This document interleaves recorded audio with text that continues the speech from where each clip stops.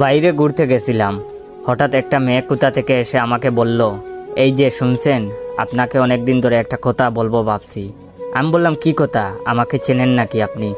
মেয়েটা বলল, অনেকদিন ধরে আপনাকে খেয়াল করি, সত্যি বলতে আপনাকে আমার ভালো লাগে।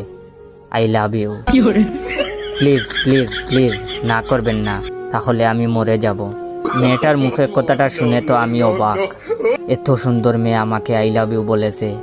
আমার যে চেহারার ভিউ, মনে হয় কোনো মেয়ের গলায় নাইফ ধরেও বলবে না কোনোদিন আই লাভ ইউ। মেয়েরা আই লাভ ইউ বলা তো দূরের কথা, আমাকে পাত্তাও দেয় না, অথচ এই মেয়েটা আমাকে আই লাভ ইউ বলেছে। তাই আমিও সাথে সাথে রাজি হয়ে গেলাম। শুরু হলো আমাদের প্রেম। তখন মেয়েটা আমাকে বলল, ওয়েট, ভিডিওটা শেষ করার আগে আমার অরিজিনাল টিকটক অ্যাকাউন্ট বাইসা বনফায়ার আর ইউজার নেম ইওর জয় অ্যাকাউন্টটাকে ফলো দিয়ে রাখেন।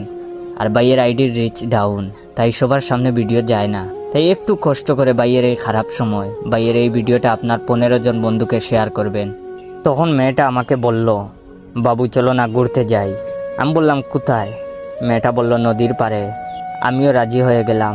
নদীর পাড়ে দুজনে হাত ধরে হাঁটছি। হঠাৎ মেয়েটা বলল, বাবু শুনো, আমি পানিতে নামি, তুমি পিক তুলো, তারপর তুমি নামবা, আমি তুলবো, পরে ফেসবুকে দেব, সবাই দেখবে আমাদের কত ভালোবাসা।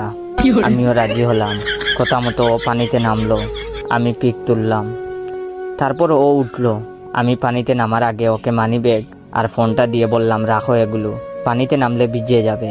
এই বলে ওকে পিক তুলতে দিয়ে পানিতে নেমেছি।